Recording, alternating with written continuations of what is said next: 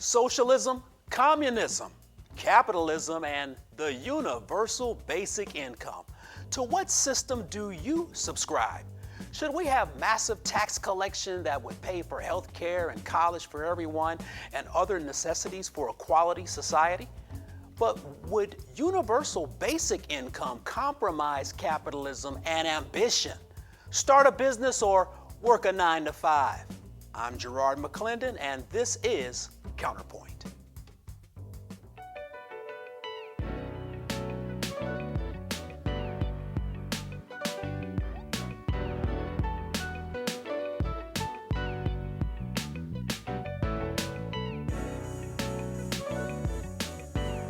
Universal basic income. Universal basic income, I think it's going to be necessary.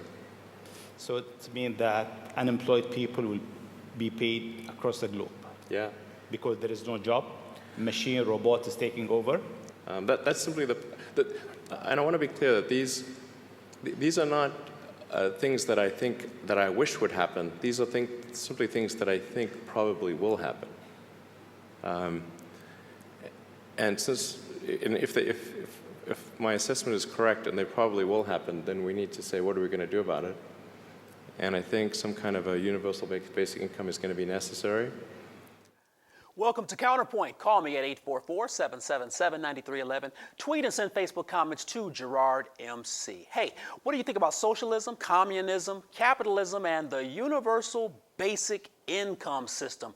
Which one do you think would work for you? At the CounterPoint today, I've got Theodore McClendon from Art Science LLC. I've got Matt Reardon from MRC Consulting and Professor Stephen Dunphy from Indiana University Northwest. Welcome, gentlemen.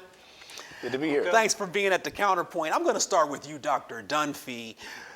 Is capitalism still the king of the hill when it comes to the United States? Should we be looking at socialism or communism or a universal basic income? Or is capitalism just the thing that we need and should just last forever in this country? Gerard, I am strongly in favor of capitalism, but I think there might need to be some constraints on it.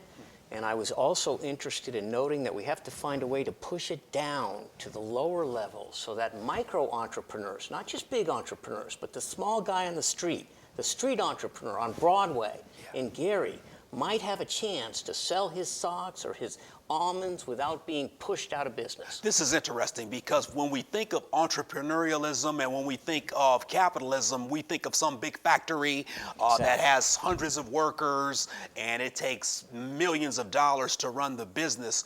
Theo, what do you think about Dr. Dunphy's proposal here?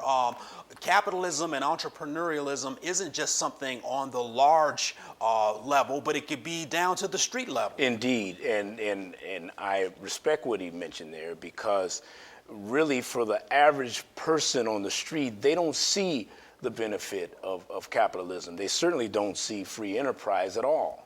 And so it will have to kind of gravitate toward just the average individual. Yeah. So I totally agree with that at this point. Matt Reardon, we in the United States have a K through 12 education system. We get a diploma when we're 17 or 18 years old. Most American students don't have a clue. In a capitalist society, don't have a clue after 12, 13 years of school of how to start a business. I mean, should that model change? Matt, what do you think? Well, you know, the kids these days, and I'm speaking from direct experience, there's a money tree in the backyard and everything gets solved by that. So, you know, there's no correlation between how the stuff ends up at the grocery store and the means to purchase the stuff from that to who works at the store. And you know, to talk about being able to push down capitalism a little bit further, I mean, it's pretty basic. It's survival of the fittest, and that's the way it was set up. So you go back to when and whys of the United States, and I think that direction of capitalism was put forth because we as a nation wanted to be the best. We would provide the best product, and we would control the means of production and the means of profit in order to do so. And I think that panned out perfectly. Yeah. But now we're into, as we matured as a nation, we saw things like people figuring out how to work that system to control everything, Sherman antitrust, and all those things that came about.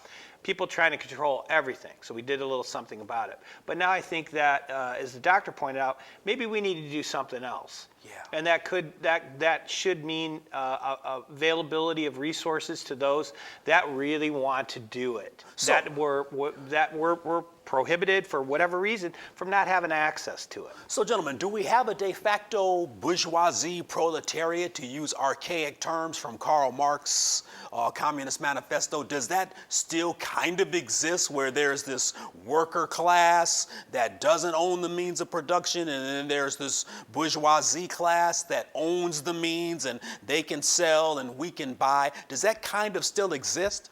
Oh, absolutely. Absolutely. But now you're looking more in terms of an ultra elite, the 1%ers, in the shrinking middle class. You see, and that's where the red flags come up now, because when you can't earn a middle class existence, just doing all the right things and working an honest day at work and all of those platitudes, when you can't do that because of lack of opportunity or because it's so top heavy, that's when it becomes problematic. And people are starting to notice that, and hence the outcry in the political sphere. So how do we help, Dr. Dunphy, the person who is, let's say, lower middle class or at the poverty level? Let's go back to your example. Okay. You're selling almonds and socks on Broadway. How or should we as a society even try to help that person? What do we do with that person who, they've got an honest heart, they're a hard worker, but they just need a leg up? I think we should try to help. And one thing I'd like to see is our fine Gary Police Department not drive in and ask the person, where's your license? Oh, wow. Did you register with the city of Gary? Are you in fact fully insured? I mean, we have to allow entrepreneurship to exist at this low level without going through all the hurdles that we put so many people through. And people get discouraged. They say, I can't do it. I quit. That's what I don't want to see. And I'd like to see more of these street entrepreneurs, not just the almond guy and the sock person. Yeah. But how about a lemonade stand, a hot dog cart? How about a whole bunch of people up and down Broadway in Merrillville selling little wares off of their cart? Now, this is interesting because when you go out of this country, you see that everywhere. Yeah, the Exactly. bazaars. I was in Jamaica last year, marts, and I mean, everybody was selling something. You didn't have to go to a large big box. It was right there, but there seems to be some sort of, I don't know, maybe there's a prejudice, or maybe there is some sort of atmospheric bias towards that street salesperson. Even though the person is being a capitalist, that person's discouraged from being a capitalist. And it's conditioning too. But something, let's use the word.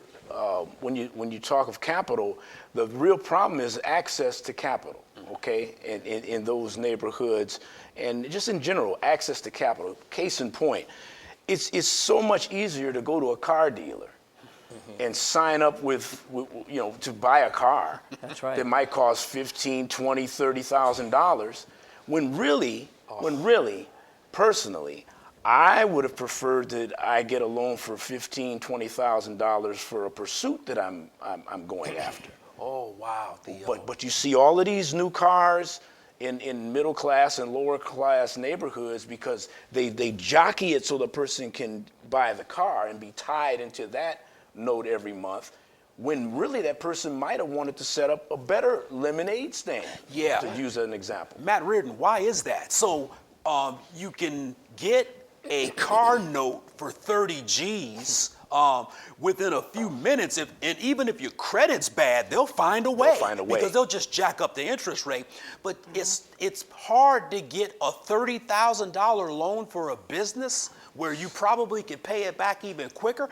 Is that systemic? Is that on purpose? What do you think, Matt? Well, let's go back to capitalism. So the guy loaning the money feels that by loaning money on an asset, the car, I have a better chance to recoup what I put out there over a shorter period of time than giving Theo 10 G's to go run his business when, I don't know, Theo doesn't have any assets. He's got a great idea, but I don't believe Theo, but I believe Ford Motors or whoever. I disagree. No, no. I got to interject. Let him finish. But what I'm saying is that that's what the people loaning the money believe. So collateral. Right. They say Collateralized collateral asset, that's why I'll give you the money. Giving money to me to say, hey, Matt, you know what? You're going to start up MCR. You're a smart guy, I think. You'll probably make a lot of money. I'd be happy to give you money. You know what? They'll say, you know what? Bring me your business plan. Now let's talk and think about all that. Okay, I agree with, for a nebulous concept, I agree with what he's saying. If it's just a concept, even though ideas are things, we know that. But I'm not talking for a nebulous concept. I'm talking about if I want to buy a $20,000 camera, okay? $30,000 in Klieg lights. That's still an asset. Yeah. But I can't get that loan. This is interesting. Oh man, you know Why what? can't I get that loan? So let's go back to the top of the chain. Now, who's selling the cars? Well, the big car manufacturers. Now, who invests in all those? Well, all of the, let's see, the retirement funds and the union people and all those government pension funds that go in to fund these cars. Now, everybody's got their money tied up in this. So the car guy wants to sell more cars. People aren't walking around with bags of cash to buy them. They need to be financed. Finance guy says, hey, I'll take the VIG. That sounds good to me. I can make a living. Then they take that money they made and put it back into the car guy. Yeah. So you know what? I'd say step up a camera manufacturer and get on that. It's a good business model. They seem to make a lot of money doing it. Oh, and it seems like, so what I'm hearing from the two of you as we close this first segment out, Dr. Dunphy, it seems as if companies outside of the obvious companies should be allowing for money to be loaned for the cost of goods. Sure. Do you agree? Sure, certainly. And one other thing I'd like to add is let's not forget the family. Dad has money, mom has money. This is usually where the startup entrepreneur can at least get a beginning, because you are absolutely right. The bank is probably going to turn you down. You don't have collateralization. You don't have a track record. How do you get started? Go to your family. What does your dad do? What does your mom do? Can they help? Because they're usually the first person to go to. Yeah, scale seems to be an issue too. We'll get to it more. So if I'm trying to if I'm selling cups, you know, I may be able to, first of all, if I'm not making cups, it's too expensive to make a cup, I buy a cup from somebody else, slap a logo on it, and then I'd still own the business. But I've got to get that cup for a cheap enough price so I can sell the cup, ship it, still make a profit. But as Theo said, it still takes capital. Exactly. Hey, wait, before you get off that, so where do you buy the cup from? The American guy who makes a cup for $1, or the guy in Mexico makes a cup for 5 cents? Oh, wow. Well, now I'm going to buy it from the Mexico guy, because that 5 cents in Mexico seems to be a lot of money for the people down there working. Yeah. But when I get my cup here shipped for 25 cents, instead of paying $1.20 to get it manufactured here, now I have my cup and I'm able to sell it and my profit margin's bigger. Yeah. I don't have any workers. I want to talk about working class, lower middle class, and upper class in the next segment, along with universal basic income. Start a business, work a job, or collect universal basic income. Thank you for being a part of the discussion. We'll be back in a moment. Tweet me, post on Instagram, or send me a message on Facebook. Let's start the conversation. Your voice is important on CounterPoint.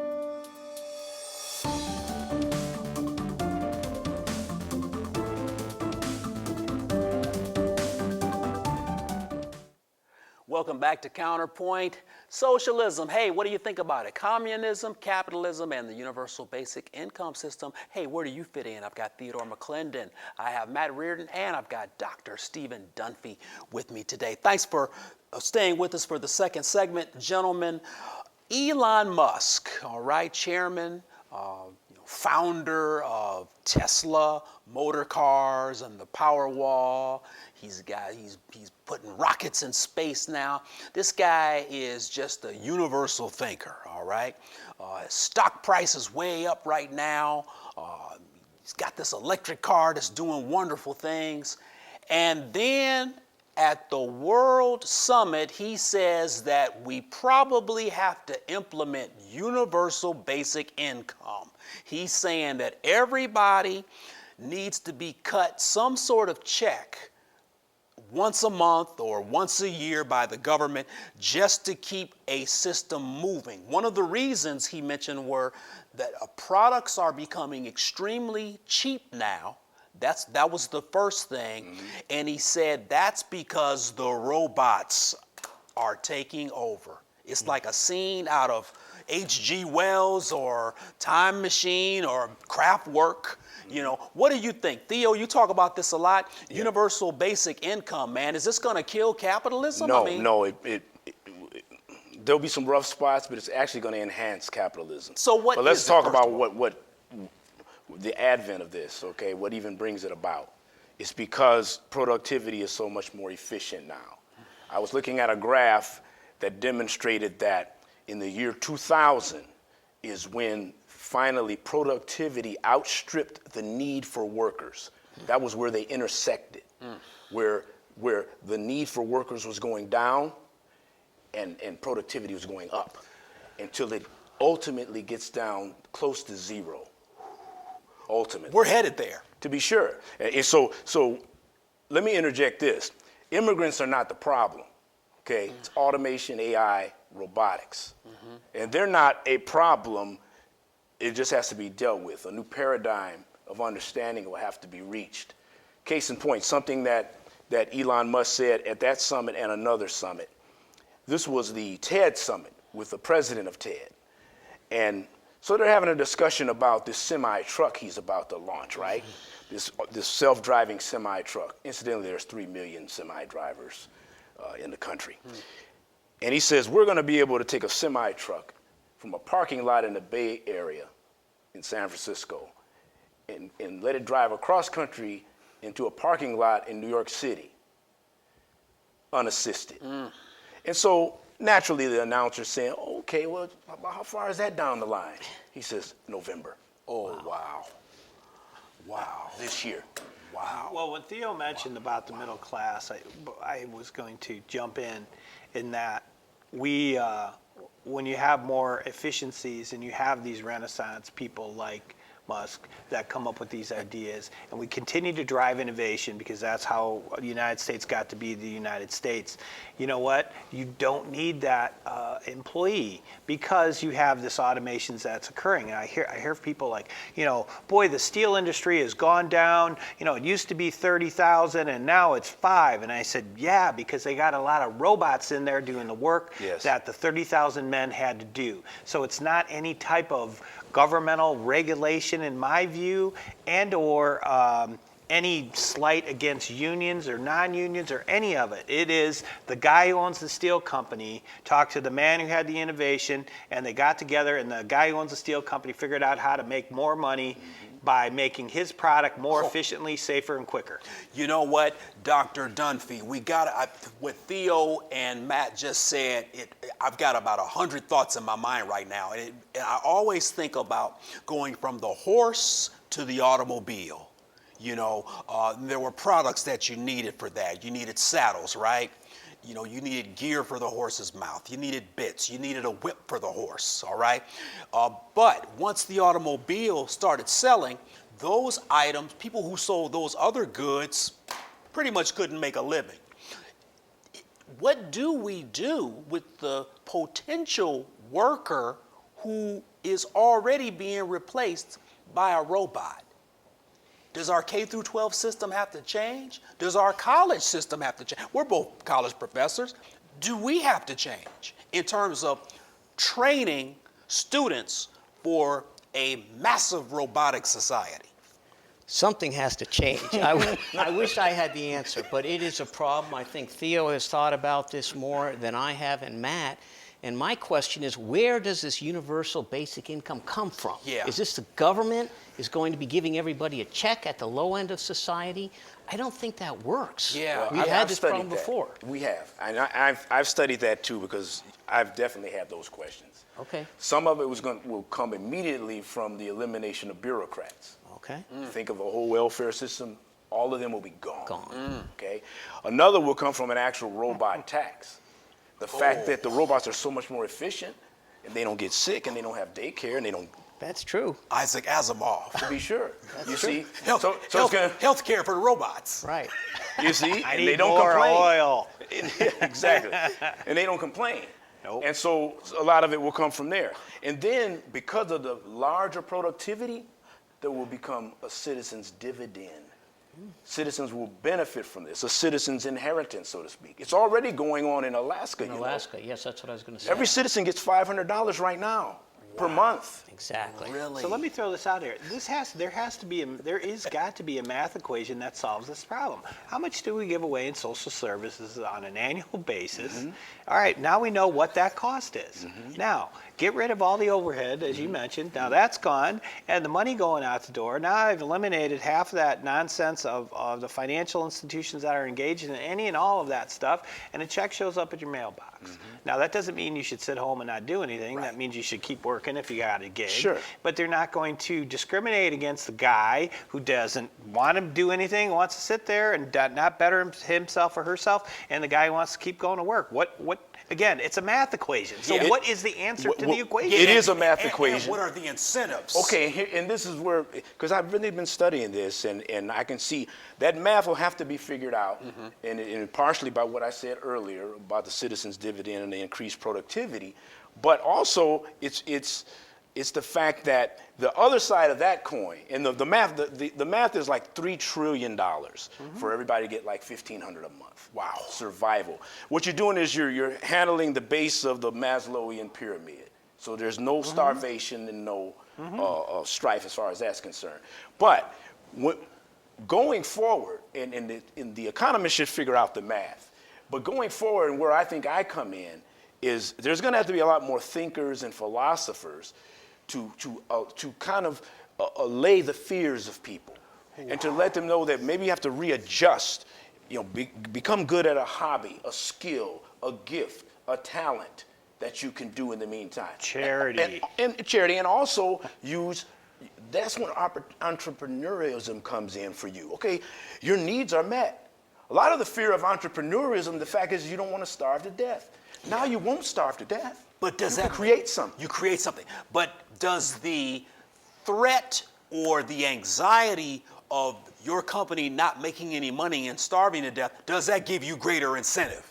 It does, but to make a better product, to make a more efficient product? Does the universal basic income take some of the ambition out of the equation? Actually, no, and there's tests all around the world now. Finland, Denmark, India, even Silicon Valley has a test. They're about to pay some people $2,000 a month for 2 years.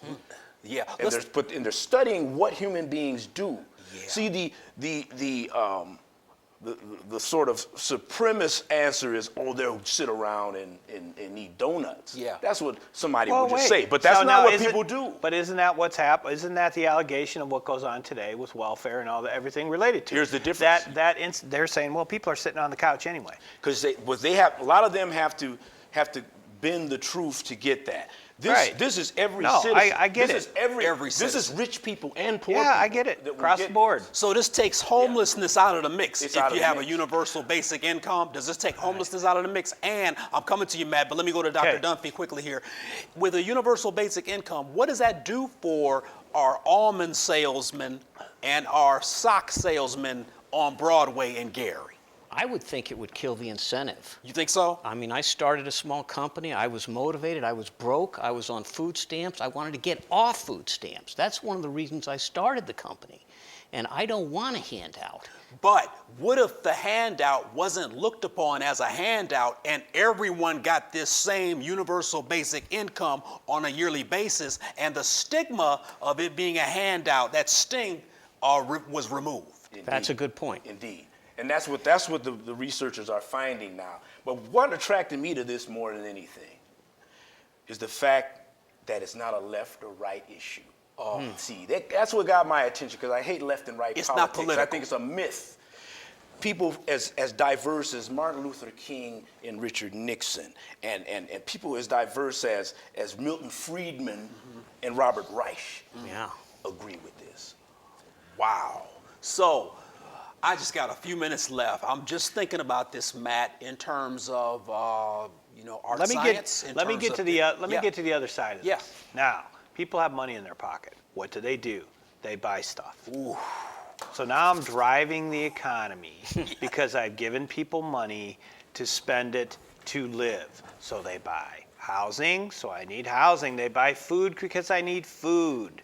Yeah. All that stuff, the other side, all that nonsense that they talked about with trickle-down economics, except you start at the bottom and now you're bubbling it back up. You remove that stigma, and now people have money in their pocket. So what are they going to do? Now I have disposable income. I have usable income. What do? I spend it. So maybe I'll buy the almonds or the socks or the hot dogs as I'm cruising down the street, and maybe I won't have so many darn buildings empty, not paying taxes, and all of that. So all of a sudden, I've empowered people to walk around and buy stuff. Now, doesn't that sound like a pretty good idea? And it doesn't undercut capitalism, because you know what? If I want to do it more efficiently and effectively in my building next to the other guy, people are going to come into my store and not his store. Yeah, and you'll probably create more local stores. You've instilled consumer confidence, and if I'm selling almonds and socks on the block, I can up my game. Yep. I'm a big timer now. I might be able I'm to. almond joy.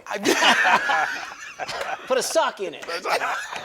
You know what? I love you guys. We're going to be closing down here. I'm so glad that you came on Counterpoint today. You know, this is an august panel, and we're trying to get to these issues that people talk about or think about, but they never really get the answers, and that's why I'm glad you guys were on the show today. Socialism, communism, capitalism, and the universal basic income. That's a new one. Hey, call with your choice, 844-777-9311.